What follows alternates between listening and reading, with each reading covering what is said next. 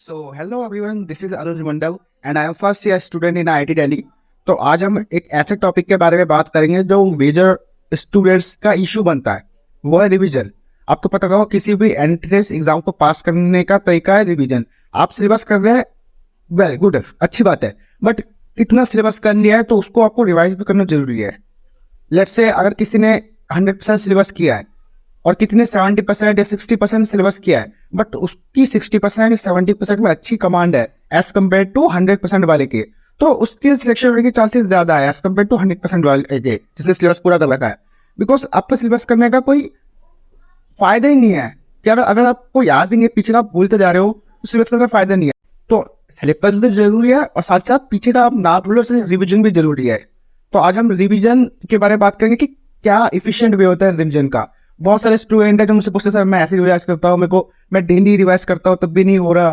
पहली बात तो है, डेली रिवाइज कर रहे हो आप, अगर अच्छे तरीके से नहीं करो तो भी आपको दिमाग में नहीं बैठेगा, क्योंकि आप डेली रिवाइज बस आप नाम के लिए कर रहे हो, तो मैं डेली रिवाइज कर रहा हूँ। अगर हफ्ते में एक बार भी रिवाइज कर रहे हो, इनफैक्ट महीने में 2-3 बार भी रिवाइज कर रहे हो, बट अगर इफिशियंट वे में कर रहे हो तो आपको फिर कोई जरूरत नहीं है बार बार रिवाइज करने की। आपके एक बार दिमाग में बैठ गया तो बैठ गया फिर वो। तो the biggest mistake during revision जो मोस्ट ऑफ द स्टूडेंट करते हैं वो है फास्ट रीडिंग। आपने देखा होगी वो बस कॉपी लेते और पढ़ने पलटते हैं।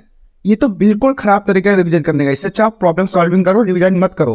रिवीजन करने का तरीका है कि आपके नोट्स के साथ आपकी एक रफ कॉपी और पेन भी होना चाहिए, आप साथ साथ वो सब नोट करो।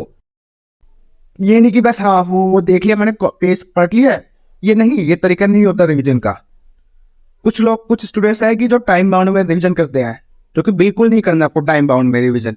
प्रॉब्लम सॉल्विंग टाइम बाउंड में की जाती है बट रिवीजन नहीं की जाती। रिवीजन के लिए आपको क्या है कि हाँ मिनिमम टाइम में मुझे पूरा करना है, सारे अच्छे से समझ रहे हैं भैया, और कम टाइम में भी करना है। बस ये नहीं कि मैं 30 मिनट कर, कुछ है कि मैं सुबह 1 घंटा रिवाइज करता हूँ, ये पूरा मैं जैसे आपने लिख दिया कि मैं आज 1 घंटा ये वाला चैप्टर रिवाइज करूंगा, ये हो नहीं सकता। क्या पता आपको जल्दी हो जाए रिवीजन आपको अगर वो आता हो, और क्या पता आपको नहीं आ रहा हो, बट आप क्या करेंगे, आपने तो लिख दिया कि मेरे को 1 घंटे पूरा करना है, आपके दिमाग में यही है कि 1 घंटे में पूरा करूंगा, फिर वो भी करना है, तो आप क्या करेंगे, जल्दी जल्दी पेज फास्ट रीडिंग करके छोड़ देंगे कि चलो मैंने कर लिया रिवीजन, पर उससे कोई फायदा नहीं हुआ ना। या आपको खुद देखना पड़ेगा कि मेरा फायदा हो रहा है कि नहीं हो रहा। अगर नहीं हो रहा तो वो आपके 1 घंटे भी खराब जाएंगे। तो रिवीजन में थोड़ा ज्यादा टाइम लगे, टाइम दो, क्योंकि वो आपका वर्थ इट है। रिवीजन ही आपको हेल्प कराएगी आपके एंट्रेंस एग्जाम में पास हो। सो इसी तरह की वीडियोस के लिए चैनल को सब्सक्राइब करके जाना, आपकी जे जर्नी में बहुत हेल्प करने वाला है चैनल। तो आपको रिवीजन अच्छे से करना है। दूसरा है कि कुछ है कि बस फॉर्मूला लिख लिया देख लिया हो गया, नहीं, प्रॉब्लम सॉल्विंग करनी पड़ती है। आप जो पर्टिकुलर टॉपिक की रिवीजन कर रहे हैं उसके आपको प्रॉब्लम सॉल्विंग भी तो करनी पड़ेगी। आपके क्लास के बीच में कुछ क्वेश्चंस कराते हैं, जैसे सर होते हैं, आप कहीं से पढ़ रहे हैं, यूट्यूब से पढ़ रहे हैं, आप किसी ऑनलाइन प्लेटफॉर्म से पढ़ रहे हैं, तो वो लोग क्या करते हैं, चैप्टर के साथ साथ अगर आपको जो टॉपिक पढ़ा रहे हैं, like let's say Bernoulli's theorem पढ़ा रहे हैं, तो उसके वो क्वेश्चंस भी कराएंगे, उनको भी आपको अपने नोट्स में लिख के फिर उसी को आपको रिवीजन के वक्त आपको खुद से भी सॉल्व करना है उसको, कि आपसे हो रहा है कि नहीं हो रहा। अगर आपने वो नोट नहीं किया तो आप PYQ कर सकते हैं, उसी पर्टिकुलर टॉपिक का PYQ देखे JMS के, और वो भी सॉल्व करें आप।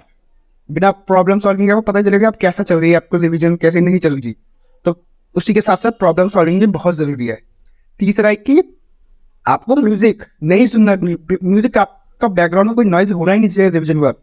आपको एक शांति से एरिया में करना पड़ेगा जहाँ पे डिस्ट्रैक्शन वाली कोई चीज ही ना हो। आपको अपना फोन में सारे स्विच ऑफ करके दूर रख देना जब तक आप रिवीजन करेंगे। आपको 100% आपका देना है रिवीजन के वक्त, ताकि आपको डेली का रिवीजन ना करना पड़े। 100% इफिशिएंट वे में आप रिवीजन करेंगे। बिल्कुल अपने माइंड को बिल्कुल अपने नोटबुक के अंदर डाल देना है। जो आपकी लाइन पढ़ रहे हो वो अपने दिमाग में चल रहा है, अच्छा कुछ नहीं, कुछ भी दिमाग में नहीं चलना चाहिए, बस जो कॉपी में दिख रहा है वही आपके दिमाग में होना चाहिए।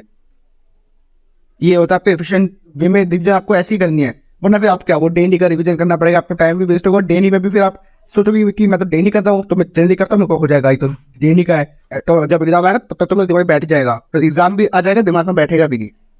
ठीक है, तो म्यूजिक नहीं सुनना है। म्यूजिक में आपका क्या होता है, आप तो पढ़ तो रहे होंगे, आपको अच्छा भी लग रहा होगा यार म्यूजिक सुन रहा हूँ, अच्छे अच्छे गाने सुन रहा हूँ, बट आपका जो लिरिक्स है वो आपके दिमाग में चल रहा होगा साथ ही साथ, तो इससे कोई फायदा नहीं है। तो म्यूजिक तो बिल्कुल भी नहीं सुनना है। बस फॉर्मुले आपको नहीं देखने हैं। बहुत बच्चे ऐसे करते हैं तो फॉर्मुले देख लेते हैं, ऐसा नहीं करना है आपको। क्योंकि आपको रिवीजन पूरे अच्छे से करनी है। जो भी कॉपी में लिखा है आपने, आपको पता है कि आपने जो लिखा है वो इंपॉर्टेंट है, तो फिर रिवीजन करते वक्त चीजों को छोड़ना क्यों है, सबको पढ़ना है।